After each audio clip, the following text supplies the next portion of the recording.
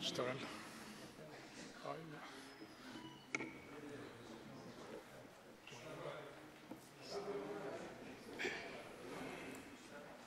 Assalamu alaikum. We will start the afternoon session. First speaker, Dr. Hind Khalifa. She is a consultant general surgeon, bariatric surgeon from Oman. She will speak about preoperative multidisciplinary team, weight loss for super obese patients. Welcome, Dr.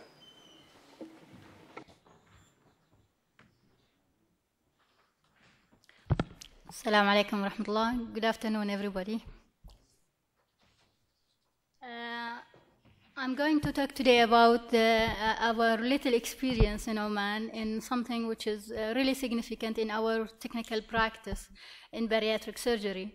So I'm going to talk about how to manage to make patients who are real super obese or super obese, or whatever, I don't know how many super you can add according to the BMI, to patients to at least to be super obese, and you can operate on them easily, especially for those who are starting their bariatric service.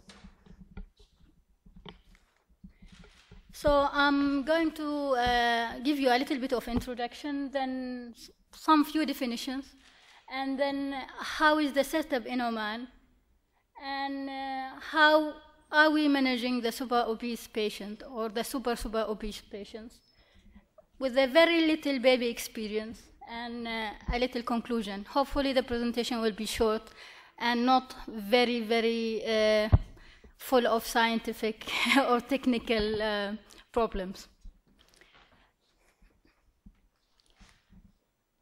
So Oman is concerned about obesity like all other Gulf countries, and especially that we became among the most obese countries in the world. We are number 7 in one of the reports. And we are dark enough in the obesity. You know, the darker you are, the more prevalence of the obesity. And I think this is in 2013. By now, I'm sure the color is darker. This is Oman, just near Saudi Arabia. So why I'm concerned about this topic, why I'm talking about the preoperative weight loss? Because the patients who come with a BMI above 60 are on the rise. We started having patients with BMI of 40s, and then we start accommodating 50s, and then we have now a lot of patients with a very young age come with BMI more than 60 or more than 70. The other problem that when we start operating patients whose BMI are above 60, we face a lot of technical challenge, and a lot of people who started recently doing their bariatric surgery will agree with me that operating a patient with a BMI of 40 is not the same as operating a patient with BMI of 60. And we all know that those patients have a higher morbidity and mortality, they have a higher surgical risk, they have a higher post-operative complications. A lot of these patients, the anesthetist will be afraid of anesthetize because of the airway problems, and a lot of them will need a high level of care. The anesthetist will ask for an ICU or a high D bed for those patients. So who is super obese? There is a WHO definition which is a bit difficult, and we take a definition for our convenience. We know this classification of obesity, it's a bit old, and all obese patients are more than 40. I came across this definition with super obese more than 50, super obese more than 60. Some people will continue adding super along the BMI rise, but some people will call BMI more than 70 hyper obese, but they are in the category of super obese patients. And in our area in the Gulf, super obese patients, I think, is a norm.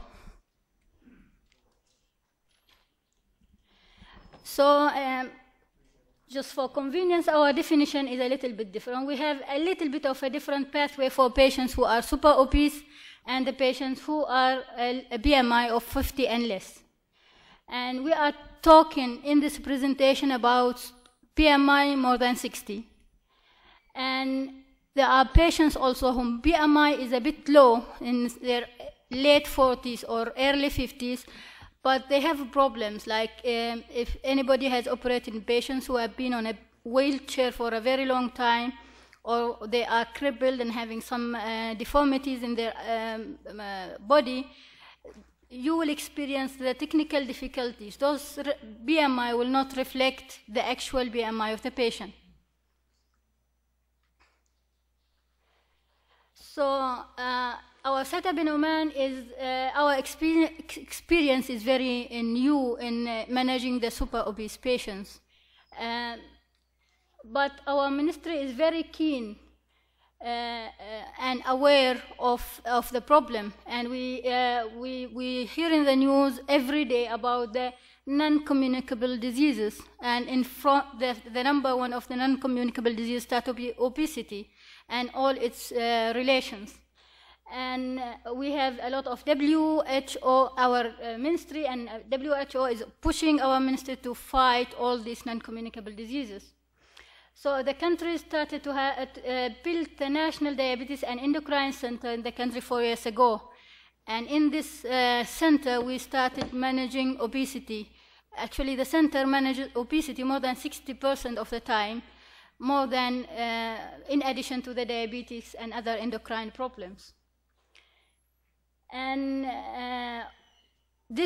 last year, we started to have a multidisciplinary team in the National Diabetes Centers, and that includes both surgeons and endocrine physicians in association with the other multidisciplinary team members like the nutritionists and the psychologists. The pathway of a patient in Oman is very complicated, how the patients come to the tertiary hospital for bariatric surgery. Some of them come from personal referrals, some of them come from the secondary hospital, some of them come from health centers, and some of them come from hospitals away from the Ministry of Health. So we still need to get a unique or a united pathway for the patient to come to a bariatric service.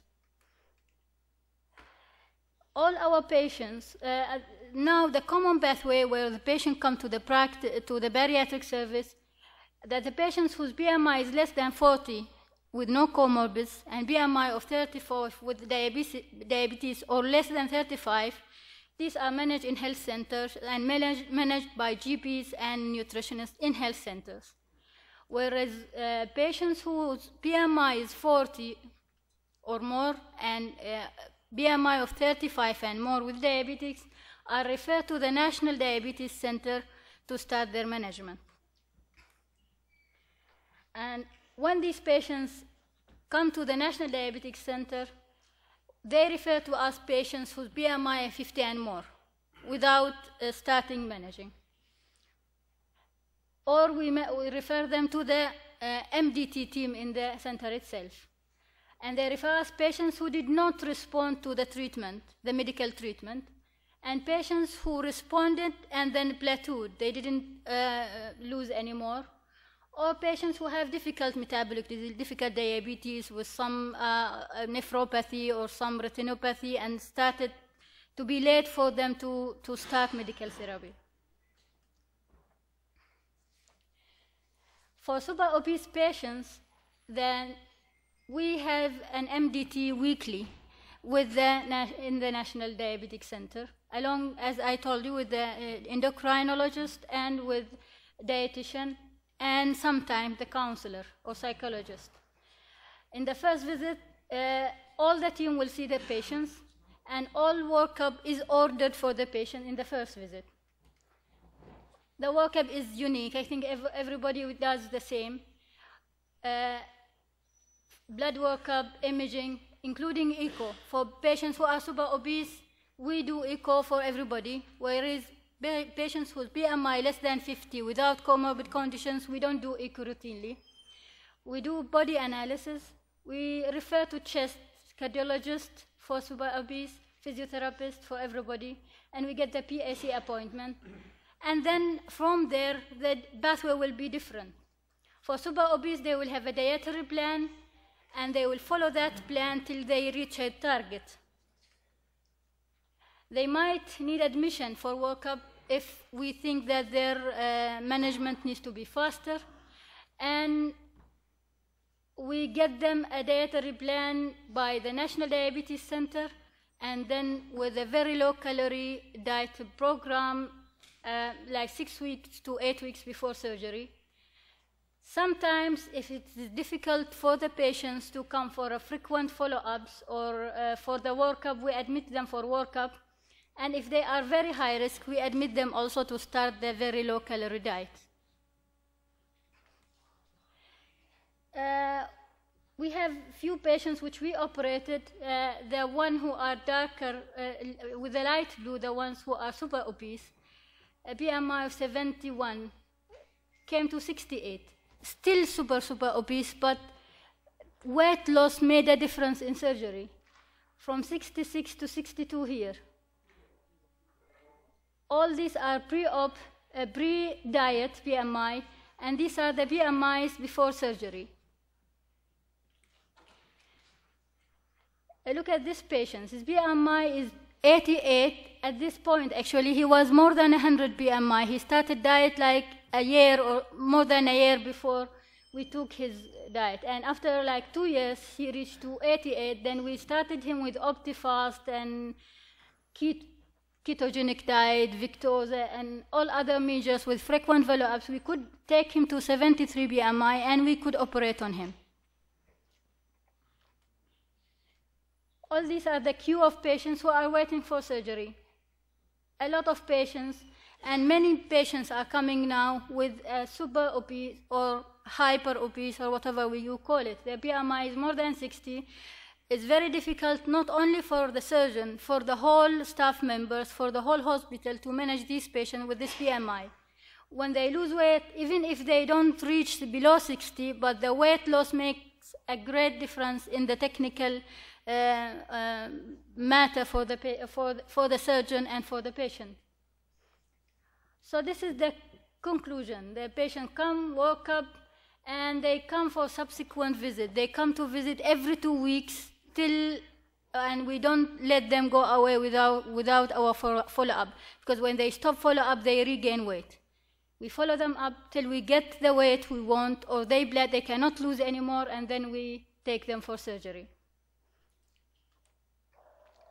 So that is the conclusion of my presentation. It's a very small experience, but I thought I'll present it because it will make a lot of difference in the practice.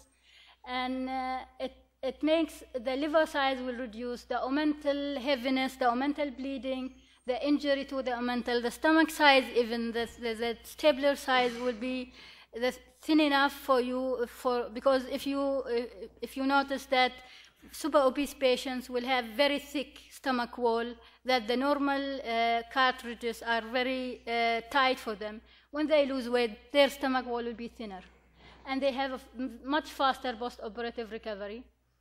So we made it mandatory for our super obese patient to go through this pathway. That's all my presentation. Thank you very much. Thank you very much.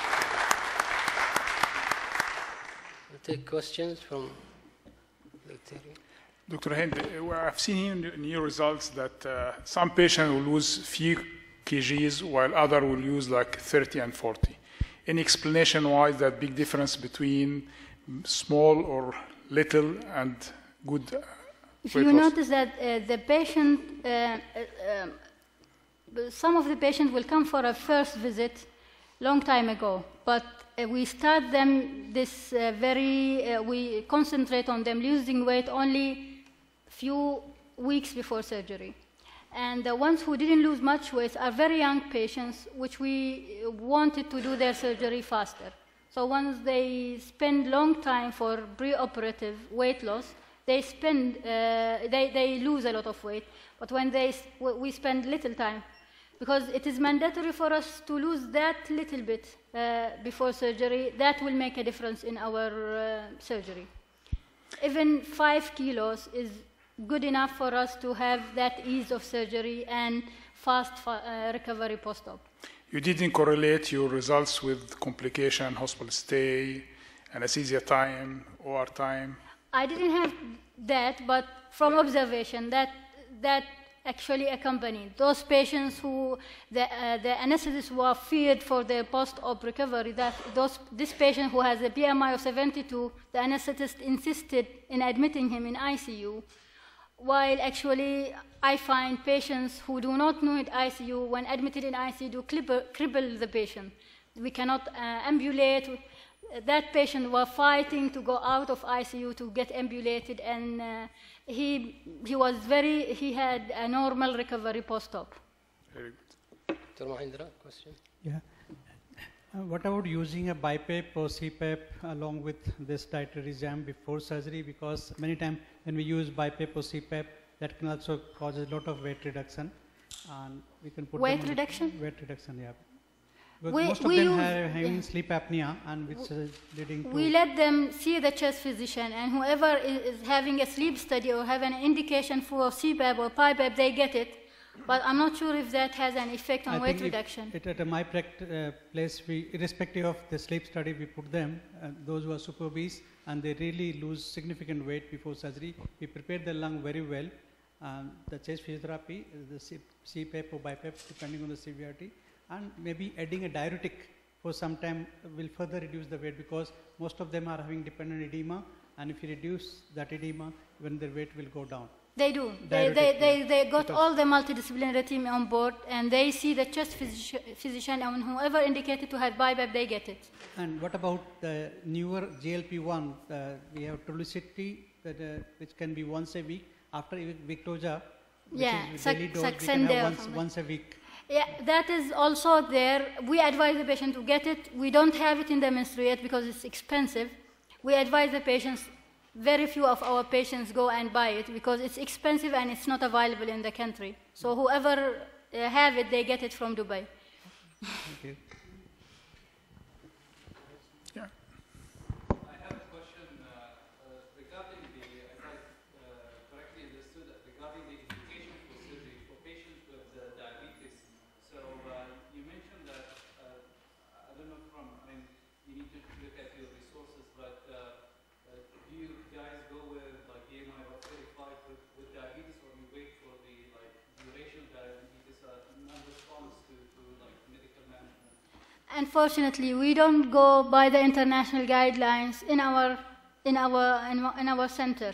First of all, the head of the center is an endocrinologist, and a bit difficult to go by the international guidelines, because she thinks that getting everybody according to the guidelines will have a burden on us, will not be able to manage all of these patients.